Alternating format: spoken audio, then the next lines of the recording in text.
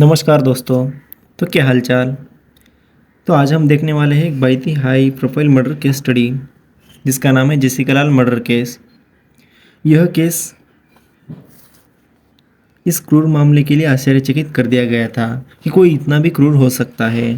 तो देखेंगे आखिर में इस केस में ऐसे क्या हुआ था जो कि पूरा भारत को हिला दिया गया था। Shot dead last night. The main accused and 8 others are acquitted for lack of evidence. 11 years after model Jessica Lal was murdered, the Supreme Court upholds the life sentence of a killer Manu Sharma, son of Congress politician Vinod Sharma. वह तारीख थी 29 अप्रैल 1999 जब यह घटना घटी।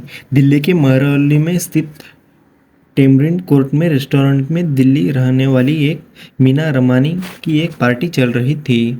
वहाँ पे 300 लोगों की अनुमति अतिथि के तौर पर थी। जेसिका को पार्टी में एक मॉडल बार के रूप में वह वहाँ पे काम करती थी।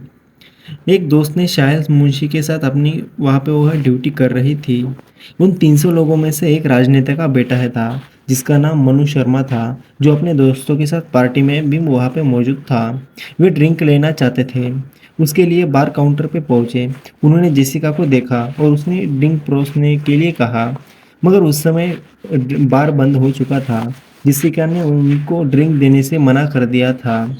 तो वह सोनू शर्मा उसे 1000 रुपये ज़्यादा देकर उसे ड्रिंक लाने के लिए कहा, मगर रूल्स तो रूल्स होता है। जेसिका ने मना कर दिया। तो इसी बात पर मोनू शर्मा ने अपने पीछे से गन निकाला और गन निकालने के बाद उसके ऊपर तान दिया।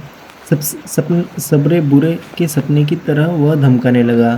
पहली गोली वह मारकर अपनी छत में मारा, मगर उस पे जेसिका बच गई। मगर दूसरी गोली वह उसके सिर पर लगा दिया और इधर उधर की कोई बात न सुनकर उसने तान दिया। और घमंडी में वीआईपी लड़के ने शोर शराबा पीने के मना कर दिया था।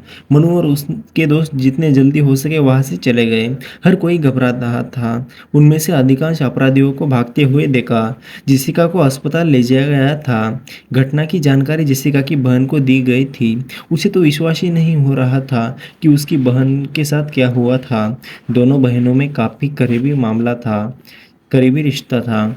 कुछ घंटों के बाद जेसिका को मृत घोषित कर दिया गया था।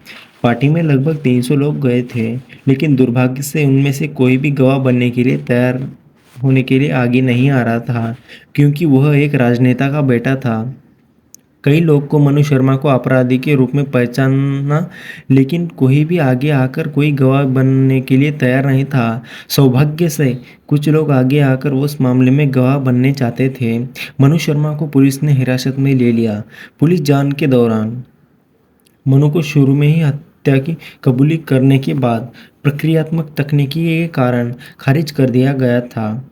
एक एक गवाह गुमराह हो रहा था। कईयों को वह राजनेता अपनी रिश्वत दे देकर खरीद रहा था और कईयों को जान की धमकी देकर वह खरीद रहा था। जेसिका की बहन सरबीना, जो अपनी बहन के लिए न्याय के लिए चाहती थी, इसी वजह से सिस्टम से वह लड़ती रही। मगर आखिरकार 3 अगस्त 1999 को आरोपी के खिलाफ आरोपी दायर किया गया था। 23 नवंबर 2000 को दिल्ली के ट्रायल कोर्ट से न्यायाधीशों ने दोषी पाया। मनु शर्मा के खिलाफ आईपीसी धारा 302 और 301 और 120, 201, 120 के तरह आरोप तय किए गए थे और उसकी तरफ से दोस्त विकास यादव पर आईपीसी धारा 120 और डब्ल्यू 201, आईपीसी धारा 201, डब्ल्यू धारा 34 के तहत आरोप लगाया गया था। चूंकि सभी गवाह मुकर थे, दिल्ली पुलिस उचित न्यायोचित मामले में पेश नहीं कर सकी, इसलिए आरोपियों को रिहा कर दिया गया था और 21 फरवरी 2006 को दिल्ली हाई कोर्ट के सबूतों के अभाव के लिए सभी लोगों को बाइज्जत बरी कर दिया गया था। इससे लोगों पे भारी निराशा कर दी गई थी।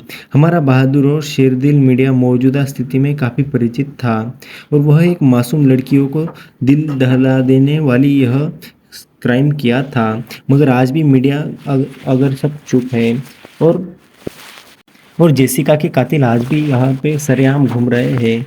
क्या आप जेसिका को न्याय दिलाना चाहते हैं? तो हमारे इस वीडियो को लाइक कर दीजिएगा। धन्यवाद। मिलते हैं अगली केस स्टडी में।